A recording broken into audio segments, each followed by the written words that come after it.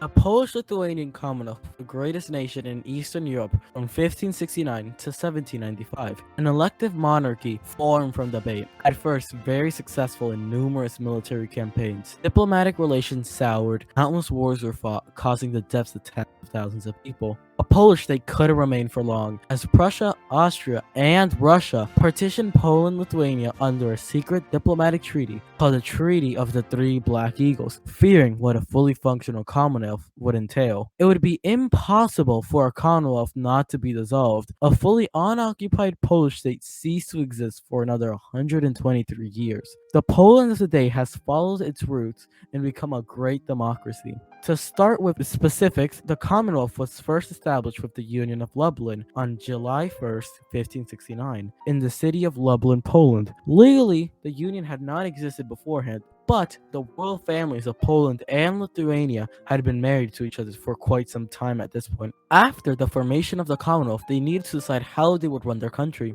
It was decided that an elective monarchy was the best fit. The first king to be elected as King of Poland and Grand Duke of Lithuania was Henry de Valois. De Valois was fourth in line to the throne of France. With the newly formed Poland-Lithuania, Henry de Valois was considered to be the king of the Commonwealth. As the last king of Poland before the Union of Lublin, Sigismund II Augustus was childless. When Henry de Valois was sworn into the throne of Poland in Paris, he signed the Henrician Articles. These articles resembled the U.S. Constitution and allowed the Szlachta, or the nobility of the Commonwealth, to vote for a new king when necessary. However, when Henry learned of his brother, King Charles IX of France's death, he abandoned Poland to claim the throne of France for his own. Afterwards, the Polish-Lithuanian throne was vacant, and a new ruler was needed. Anna Jagiellonian, sister of King Sigismund II Augustus, was to be elected to the throne as co-ruler of the Commonwealth, along with her fiancé, Ivan Batory, voivode of Transylvania. Before the Union of Lublin, Lithuania had been struggling against Russia in the Livonian War. The Livonian War lasted 25 years, from 1558 to 1583. The war was fought between Russia, Lithuania, Sweden, and later the Polish-Lithuanian Commonwealth for control over Livonia, which provided access to the Baltic Sea. At first, Russia had been successful. They pushed into Lithuania and controlled most of Livonia. They had also taken some of Sweden's land in Livonia. When King Batory came to power, he launched multiple military campaigns against Russia to take back lost Lithuanian land and to defend Livonia. Polish-Lithuanian forces won battle after battle, eventually pushing Russian troops out of Livonian soil. Russia had to sue for peace in 1582, as they were suffering greatly against Polish-Lithuanian forces. This was known as the Peace of Zapolsky. Poland and Lithuania fully annexed Livonia and Courland. A year later, they signed peace with Sweden and lost all access to the Baltic Sea. Poland and Lithuania had run against Russia.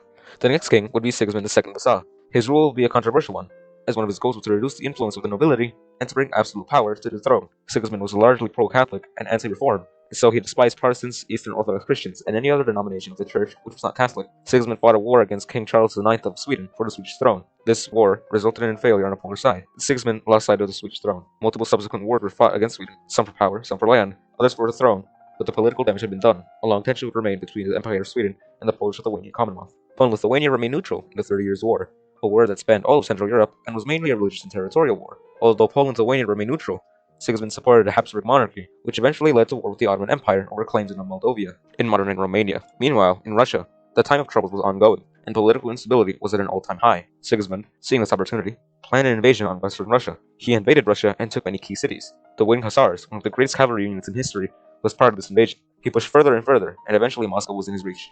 Moscow was occupied for 2 years by the Polish-Lithuanian forces. The Tsar of Russia had been killed during the chaos, and the throne of Russia was vacant. The perfect opportunity for Sigismund. The 7 boyars of Russia elected Sigismund's son, Vladislav, to the Tsar of Russia. However, Sigismund would not allow Vladislav to go to Russia, as he was only 14 at the time, and he would be required to be baptized in the Orthodox Church. Sigismund instead wanted to unite the Orthodox and Catholic churches. One of his main goals was to convert Russia to Catholicism, but the Russians would not oblige. Polish-Lithuanian forces broke the Russians' trust by invading the Kremlin, a fortified government complex, breaking one of the terms of previous agreement. Polish-Lithuanian forces were besieged and expelled out of Russia. Poland-Lithuania gained land in an area known as Smolensk. Meanwhile, in the north, King Gustavus II Adolphus of Sweden launched a campaign to regain control of Livonia. Sigismund's troops were too busy in Moscow and Moldavia, and this resulted in Poland-Lithuania losing control over most of Livonia. Afterwards, in Ukraine, the native Cossacks were not happy with how they were being treated by the Polish-Lithuanian authorities. Discrimination of the Orthodox by Catholics soured tensions between the Cossacks and the Polish-Lithuanian authorities. The Cossacks wanted to be equal to the nobility of Poland, but the Parliament of Poland, rejected their request. This infuriated the Cossacks, who, led by Bogdan Khmelnytsky, started to revolt against the Polish government. Instead of being governed by the Polish, the Cossacks wanted to be absorbed into Russia. The Russian Tsar supported this, and the Russo-Polish War began in 1654 and ended in 1667. At the same time in the Baltic Sea, Sweden saw that the King of Poland, John II Casimir Wasa, had not yet given up his claims to the Swedish throne. This sparked a war between Sweden and Poland, yet again, and this sparked the Second Northern War, which began in 1655 and ended in 1660. Polish-Lithuanian forces had to fight on two fronts. The north was Sweden, and to the west was Russia. Russia was victorious at the Ukrainian front, and they took most of Ukraine and left Poland with little Ukrainian soil. The Swedes invaded Poland's harbors and eventually moved inland and took the area known as Great Poland. The Swedes burnt down many archives and libraries. They looted and ravaged cultural areas. Russia also moved to Poland. The war ended with the Treaty of Alva in 1660, and all borders returned to what they were before the war. However, Poland-Lithuania had suffered greatly. They lost resources, money, population, and land. The weakened Commonwealth would never stand a chance against a large-scale invasion if there ever was one. The last success of the Polish-Lithuanian Commonwealth was in the Habsburg-Ottoman Wars, in which the King of Poland, John III Sobieski, led a counter-offensive against the Ottomans in the siege of Vienna. The war ended with the Treaty of Karlowitz in 1699. This marked the end of Ottoman expansion into Europe and the end of Ottoman rule in Eastern Europe.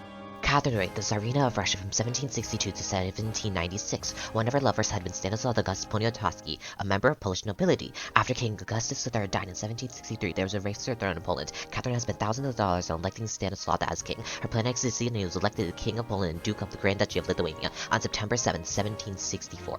He had been a puppet of Catherine the Great. If he had tried to rebel, he would have his head hanged. She had only thought of him as a weak and gullible man who she could use to manipulate Poland. The Russo-Turkish War in 1768 had shown Russia's military might. They had completely defeated the Ottoman Empire, who was once thought to be on par with the Russians. King Frederick II of Prussia had realized the power balance in Europe had been tipped. He proposed an idea of giving a part of the Commonwealth to each Austria, Prussia, and Russia. All the monarchs had agreed and decided in 1772 to create the first partition of Poland. King Frederick's main goal for the partition was to unite Western and Eastern Prussia. Eastern Prussia was excavated on the Baltic coast, located in present-day Kaliningrad, Russia. Uniting the two Prussias was quite simple, as King Stanislaw signed into law that Prussia would get the coast of the Baltic, Russia would gain most of the Eastern Commonwealth, and Austria would gain territory in the southeast. After 20 years, the Second Partition Treaty was signed on January 23, 1793.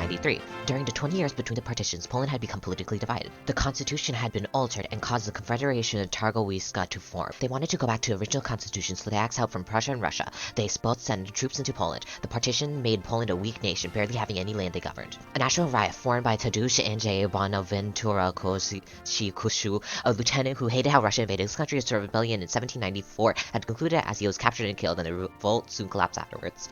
The country had been fully wiped off the map after Austria, Prussia, and Russia signed the Third Partition. King Stanislaw II August was taken prisoner, stuck in Russia, and he eventually died in 1798, ending Poland's monarchy. After the collapse, there was repercussions for taking over the Commonwealth's land. The Napoleonic Wars had soon started. In 1803, Russia was a key player in defeating Napoleon, but after taking over the Commonwealth's land, there had been multiple riots against their occupation. Napoleon set up a puppet state in the Commonwealth's land titled the Duchy of Warsaw in 1807. The Polish people had helped fight back the Russians. Tsar Alexander I helped defeat Napoleon in 1815, but the Russians still had suffered. The military power had seemed to be weakening, and their might over Europe was loosening. Throughout the decades, the Polish people still rebelled and fought against the Russians, weakening their military. The monarchs of Russia had become the laughingstock of Europe. Their citizens and other monarchs of Europe had not respected them. Early in the 20th century, the Russian Revolution had happened. The monarchs of Russia had been killed, and the Soviet Union soon formed. But the rebellious state of Poland had gained some independence in 1918 after 120 years of occupation. This wouldn't last, as the Soviet Union would use Poland as a satellite state from 1952 to 1989. The superpower that had terrorized the world with nuclear revenge had all begun due to Poland. Overall, Austria, Prussia, and Russia would have still gotten Poland's existence erased from the map. No matter what needed to happen, the country had no way to escape the grasp of these countries. Even if Poland rioted, they didn't have any power. No matter the course of history and any action the Polish had taken, they still would have been dissolved. Throughout the centuries, Poland and Lithuania had been cast aside and occupied by other powerful nations. The Commonwealth was truly the time that they had become the best country. As time continues and Poland becomes a prominent member of the European Union, Lithuania might have a similar fate soon. Though it has been centuries since the Commonwealth, these two countries can now prosper like they had done once before.